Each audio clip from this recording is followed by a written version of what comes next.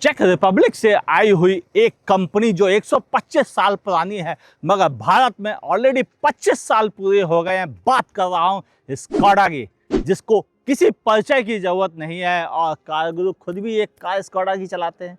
कौन सी, बात करेंगे बाद में कभी। फिलहाल देखने में कैसी है, इसका रिव्यू कैसा है, कितना एवरेज देती है, क्या क्या कमियां हैं। हाँ, मैं हूं आपका होस्ट अमित और आप देख रहे हैं आस्क कार गुरु, जहां परखेंगे इसे बारीकी नजर के साथ में। कुछ चीजें जरूरी है आपके साथ बताना। एलईडी हेडलैम्प और डीएल से अच्छे लग रहे हैं, ओवरऑल लुक अच्छा है। साइड में भी आपको 17 इंच के व्हील, 189 mm का ग्राउंड क्लियरेंस और 2566 mm का व्हील बेस मिलता है। पीछे से देखने में टिपिकल स्कोडा, सारे फीचर्स मिलते हैं, कोई कमी नहीं। आपको कैमरा भी मिल जाता है। हाँ, जो मिलता है कम वो, अरे कम ये भी नहीं है। 446 लीटर का बूट स्पेस, जिसमें 3 बड़े सूटकेस 2 बड़े बैग के साथ कैरी कर सकते हैं। एक फैमिली की आउटिंग का सामान मिल जाता है। स्पेयर व्हील भी मिलता है, एक साइज छोटा। उम्मीद है आपने फर्स्ट पार्ट में इस एसयूवी के सभी इंटीरियर एक्सटीरियर को अच्छे से समझ लिया होगा। अगर नहीं समझ पाए हैं, ऊपर आई बटन पर क्लिक करके डिटेल में वीडियो देख लीजिए। यहां पर बात होगी केवल ड्राइविंग से रिलेटेड इंफॉर्मेशन की, जो आपके लिए जानना ज्यादा जरूरी है। हाँ, सही कह रहा हूं, ज्यादा जरूरी है। लेकिन कुछ बातें नहीं, कुछ भी नहीं छिपाते, सब बताते हैं आपको। पहली चीज, विजिबिलिटी टॉप क्लास, कोई कंप्लेन नहीं बड़ी। थोड़ा सा यहां से कम जरूर दिखता है। मैं सीट को नीचे करके ड्राइव करने का आदी हूं, तो मैंने यहां भी किया हुआ है। यानी थोड़ा जो कंप्रोमाइज है वो इस हिस्से पे है, बाकी कहीं नहीं। Overall 8 out of 10। Ergonomic wise सब कुछ रीच में है, कोई कंप्लेंट नहीं उसको लेकर भी, सिवाय इसको कि एसी के बटन जो है वो डिजिटल है, इसलिए 8। आइदर मैं इसे 9 दे सकता था। स्टीयरिंग पकड़ने में जहां बहुत अच्छा है, वहीं इसका फीडबैक बिल्कुल भी अच्छा नहीं है। और यह ड्राइव करते समय बहुत लाइट है, देखो बिल्कुल ही लाइट है। मतलब कॉन्फिडेंस नहीं आता आपको हाई स्पीड चलने में, और ये रीजन बहुत बड़ा है। और इसीलिए मैं इसके स्टीयरिंग फीडबैक को, जो कि हमेशा तो स्कोडा का प्लस पॉइंट था, इस बार नहीं है। 7 आउट ऑफ 10। सॉरी स्कोडा, यहां पे और इंप्रूव होने की बहुत गुंजाइश है। थोड़ा हैवीनेस होनी चाहिए, प्रिसाइज होना चाहिए, जरूरी था। राइड क्वालिटी अच्छी है, 0 complaint, 8 out of 10। Handling overall, staying चुक बहुत ज़्यादा लाइट है, इसकी वजह से थोड़ा ज़्यादा अजीब सा फील आता है, और मैं इसे दूंगा 8 आउट ऑफ 10। और बेहतर हो सकता था, गुंजाइश थी इस बात की भी। देखो, ड्राइव करते ही आपको पता चल जाता है कि कार कैसी है, फीचर रिच नज़र आती है। यहाँ पर अच्छा डैशबोर्ड मिलता है, कई कलर्स का कॉम्बिनेशन है, एसी सामने वेंट मौजूद है, और इनका एयरथ्रो भी अच्छा है। 10.25 इंच का टच स्क्रीन इंफोटेनमेंट सिस्टम अच्छा है, यूज करने में अच्छा है। फीचर्स भी काफी मिल जाते हैं इसके साथ में, और 8 इंच का डिजिटल इंस्ट्रूमेंट क्लस्टर भी मिलता है। 2 स्पोक स्टीयरिंग व्हील बहुत स्टाइलिश दिखता है, लगता है लग्जरी कार से उठा के यहाँ लगा दिया गया है, और ये बात सच भी है। साथ ही आपको नीचे आपको डिजिटल ही एसी के कंट्रोल्स मिलते हैं, जिसकी वजह से ये और लग्जरी जैसा फील कराता है। यानी लग्जरी कार जैसा फील आपको इस कार में आता है। बस सीटें ही थोड़ी पतली हैं, काश ये भी थोड़ी और चौड़ी होती तो मोटे लोगों को बैठने में, बल्कि सही वालों को बैठने में तकलीफ नहीं होगी। हाँ, बुरा लग जाता है लोगों को। वैसे मैं किस में आता हूँ, मैं अपने आप को दुबला पतला ही मानता हूँ। हाँ, मानता हूँ यार, जरूरी तो नहीं तुम भी मानो। तो मेरे हिसाब से ये सीट अच्छी है, और मेरी हाइट वजन के हिसाब से कोई कंप्लेंट इस पर नहीं है मुझे, कम से कम। एक और इम्पॉर्टेंट फीचर जिसका इंडिया दीवाना है, और दीवानगी भी कुछ ज्यादा ही हो गई है, नाम है उसका सनरूफ। स्कोडा ने भी दे ही दी। बस इस सेगमेंट में कुछ लोग अब पैनोरामिक पे चले गए।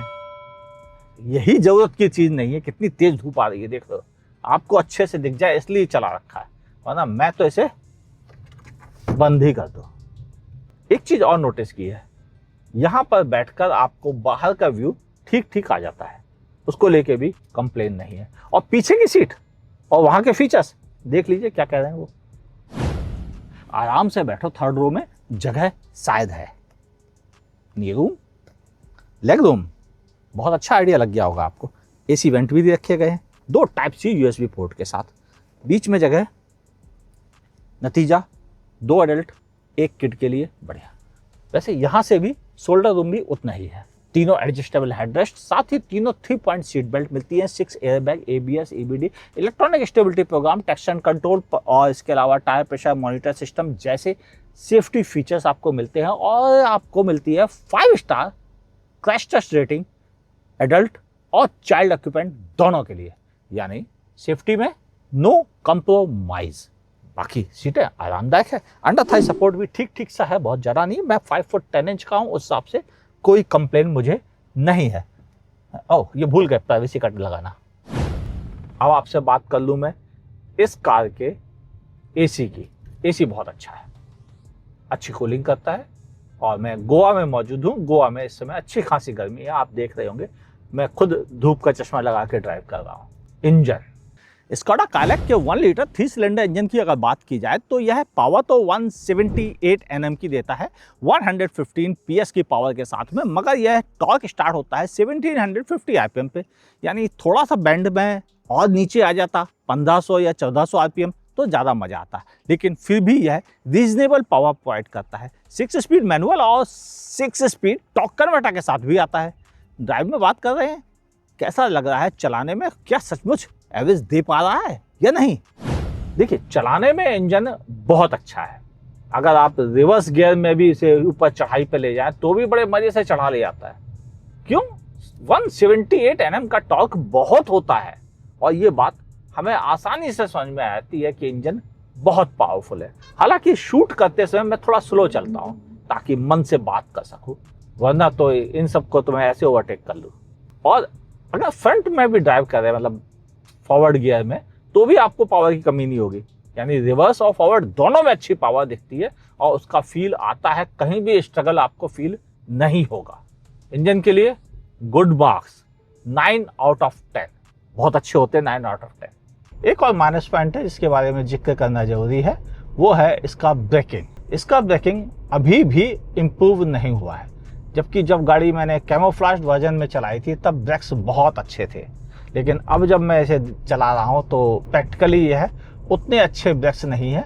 नॉर्मली ब्रेक के बारे में बातें तभी होती हैं जब ब्रेक या तो एक्स्ट्रा ऑर्डिनरी अच्छे हों या वो अंडर परफॉर्म कर रहे हों, और यह रियली अंडर परफॉर्म कर रहे कि जितनी ज़रूरत है, जैसे होने चाहिए एटलीस्ट वैसे आपको नहीं मिल रहे हैं इसके साथ। हाँ, गियर बॉक्स अच्छा है, ऑटोमेटिक, इसीलिए शायद स्कोडा के सारे कस्टमर ऑटोमेटिक खरीदना पसंद करते हैं। और इंडिया में किसी भी कार कंपनी के ऑटोमेटिक इतने नहीं बिकते जितने स्कोडा के बिकते हैं। रीजन ये है, AISIN द्वारा सप्लाई किया हुआ यह automatic torque converter gear box बहुत अच्छी ट्यूनिंग देता है, आपको रियली फायदा होता है ड्राइव करते समय। रंबल स्टिप से आपको आइडिया लग गया होगा कि गाड़ी कितनी कंपोज है। यानी ओवरऑल इंजन को अच्छे मार्क्स और गियर बॉक्स को भी अच्छे मार्क्स। क्या मैनुअल भी? ओह, उसकी बातें मैनुअल में करेंगे, ठीक है। यहां पर मैं केवल ऑटोमेटिक की बात करूंगा, मगर कहां पे मात खाता है इसको भी तो समझना जरूरी है। तो ये मात खा जाता है अपनी फ्यूल इफिशिएंसी में। सिटी में 9, 10, 11 अगर आपके शहर में ट्रैफिक है तो, और कुछ लोग तो इसमें 8 और 9 में ही रख जाते हैं अगर ज़्यादा ट्रैफिक है तो। ये एक माइनस पॉइंट है। हाँ, अगर मेरे ऐसे शहर में चलेंगे दिल्ली में तो आपको वहाँ थोड़ा ट्रैफिक कम है। हालांकि लोग दिल्ली का ट्रैफिक ज़्यादा कहते हैं, लेकिन वहाँ स्पीड मेंटेन रहती है, और मेरे हिसाब से वहाँ पर आप से 12-13 तक ला सकते हो, उससे ऊपर नहीं। हाईवेज पर यह है 80 की स्पीड पर अगर आप चलेंगे तो आराम से आपको 19-20 का एवरेज दे देगी। लेकिन अगर आपने इसे 120 चलाया, क्योंकि ये 120 चलेगी बड़े मस्त होके, तो आप मानोगे तो है नहीं, चलाओगे जरूर, तब यह एवरेज देगी आपको 16 का। यही बड़ी कमी है। बाकी पूरी गाड़ी में इसके अलावा और कोई कमी नहीं मिलेगी आपको, कि एवरेज तभी कम होता है जब आप इस कार को एक्सेलरेट करते हैं, यानी तेज तेज तेज चलने की भूख जगाते हैं, और यह गाड़ी एवरेज देना बंद कर देती है। एक और कमी हमने नोटिस की, इस सेगमेंट में कई कारें अब एडास के साथ आती हैं। स्कोडा, आपने क्यों मिस किया एडास जैसे फीचर को? पैसे तो आप सबके साथ के ले रहे हो, ठीक है, एडास नहीं दे रहे हो। ये थोड़ी बात हजम नहीं हो रही है। आपका क्या कहना है, लिखना नीचे कमेंट सेक्शन में। एडास लेवल 2 नहीं तो 1 के तो फीचर देने ही चाहिए थे आपको, जो आपने मिस कर दिए एक बेहतरीन कार के साथ। दूसरा जो मेरा मानना है वो ये कि बेस वेरिएंट के अलावा बाकी सभी वेरिएंट थोड़े एक्सपेंसिव हैं, उनको भी थोड़ा कम कीमत में होनी चाहिए थी। अगर 1 लाख रुपए भी कम होते तो बात बन सकती थी। अरे नहीं, सारी बातें यहाँ नहीं करनी, कंक्लूजन भी तो देख लीजिए आप। काइलैक का इंतजार उसके प्रेमियों ने 1 साल किया है। 3 महीने पहले तो कारगुरु ने भी इसकी पहला कैमोफ्लेज ड्राइव की थी और तभी समझ में आ गया था गाड़ी में कुछ बात तो है, और वो बात नजर भी आई है। जैसे चलाने में बेहतर है, ऑटोमेटिक वैल्यू फॉर मनी नहीं है लेकिन फिर भी काम का है। और वैसे भी स्कोडा की कारें खरीदने वाले लोग मैनुअल कब खरीदते हैं, वो तो ऑटोमेटिक पर ही फिदा है। अच्छी जगह भी मिल जाती है, भले उतनी चौड़ी होने के बावजूद भी भीतर उतनी जगह ना हो, लेकिन फिर भी कोई बड़ी कमी नहीं है। ग्राउंड क्लियरेंस भी अच्छा है, यानी ओवरऑल गाड़ी अच्छी है, बस थोड़ी महंगी प्रतीत होती है, खास तौर से इसके ऑटोमेटिक अवतार। तो क्या खरीदनी नहीं चाहिए? तो जवाब है बिल्कुल नहीं, खरीदिए, क्योंकि आपको अच्छा ऑटोमेटिक, अच्छा इंजन और शानदार सेफ्टी चाहिए, और वो आपको इस गाड़ी के साथ मिल रही है। इसीलिए कारगुरु कह रहे हैं कमियां हजार हैं, लेकिन काइलैक एक खरीदने के लिए अच्छा प्रोडक्ट है, बस थोड़ा महंगा है। आपका क्या कहना है, लिखिएगा नीचे कमेंट सेक्शन में, क्योंकि इसी से तो मुझे पता चलता है कि आपके विचारों पर क्या यह कार खरी उतर रही है या नहीं। ओह सॉरी, ये एसयूवी, आप एसयूवी कह के ही तो बुलाते हैं ना इसे। वीडियो पसंद आया होगा लाइक कीजिए, नहीं पसंद आया डिसलाइक कीजिए। यूट्यूब पे देखें तो चैनल को सब्सक्राइब कीजिए, नोटिफिकेशन ऑन कीजिए, दोस्तों के साथ शेयर कीजिए और देखते रहिए कारगुरु। फेसबुक पे लाइक और फॉलो, बस खत्म, दैट्स ऑल, और कुछ नहीं चाहिए। मिलते हैं किसी और वीडियो के साथ, देखते रहिए कारगुरु को।